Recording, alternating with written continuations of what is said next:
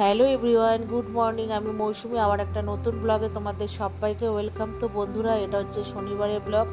তো শনিবারে ছিল মনসা পুজো। তো আমাদের তো মনসা পুজো নেই, মূর্তি বা কোনো ওই কি বলে, যাই হোক নেই। তা আমাদের ছোটোর থেকে বাড়িতে দুধ কলা দেয়, আর আমার শ্বশুরবাড়িতে হচ্ছে কোথাও গিয়ে দুধ কলাটা দিয়ে আসে। তো আমি আশেপাশে কোথাও যাব না। আমি আমার মার বাড়িতেও দেখতাম আমার ঠাকুমা এরকম করতো। মার বাড়িতেও বিয়ের পর আমি এই নিয়মটাই পালন করে এসেছি, আমি বিয়ের আগে দিতাম। তো আমার নিজের যখন বাড়ি হয়েছে তখন থেকে আমি এটাই করি। তো দুধ কলা দিয়েছি ঠাকুরকে, আর ঘরের ঠাকুরকে পুজো দিয়েছি। তারপর তোমার বিকেল হলে বা দুপুরের পরে আমি ওটা পুকুরে গিয়ে দিয়ে আসবো। এটাই তো নিয়ম মনসা পুজোর। তো তারপরে তো আর কি, ব্লগটা তো এখান থেকে স্টার্ট করেছি। তো তারপরে পুজো টুজো কমপ্লিট, তারপরে নিয়ে চলে আসলাম অ্যাফ্রেশ। তো চায়ের পরিবর্তেও আমি তো ওটাই খাই, তোমরা তো প্রায়ই দেখতে পাও আমার ব্লগে। তো খাওয়া দাওয়ার পরে তো যেহেতু অনেকটা দেরি হয়ে গেছে, তো আমার তো এগুলো হচ্ছে যেহেতু ডায়েট রুটিন আমি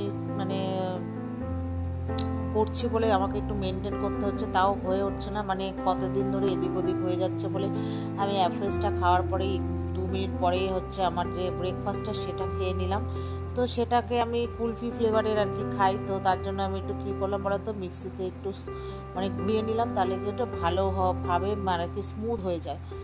তো খাওয়া দাওয়া করলাম, আর ওখানে মেয়ে শুয়েছিল। আজকে যেহেতু স্যাটারডে, ওর ছুটি, ওই জন্য একটু বেশি করে ঘুমিয়েছে। তো ওকে বললাম ঘুম থেকে উঠে ফ্রেশ হয়ে স্নান টান করে আয়। তো করে এসছে। তারপরে বললাম একটু ছাদের থেকে জামা কাপড়গুলো নিয়ে আয়, যেহেতু বৃষ্টির ওয়েদার।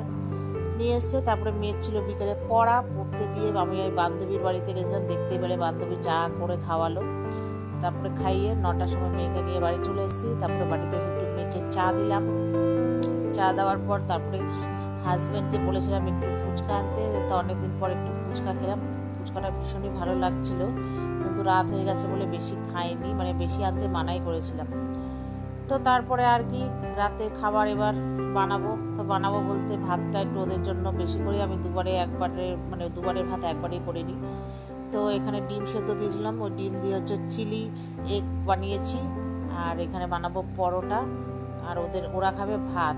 তারপরে মেয়ে বললো আমিও তোমার সাথে একটু রুটি খাবো। তাই আমি বললাম ঠিক আছে। তো মেয়ের আর আমার রুটি করলাম, আর ভাত হাজব্যান্ড খাবে। তো এবার ময়দাটাকে ভালো করে মেখে নিচ্ছি। আর আমি যখনই ময়দা রুটি বা পরোটা বানাই একটু শক্ত হয়ে যায় আর কি। তো কিছু করার নেই, তো চেষ্টা করি নরম করার, তবুও হয়ে যায়। তো চলো বন্ধুরা, ভিডিওটা এই পর্যন্ত, ভালো লাগলে লাইক করো।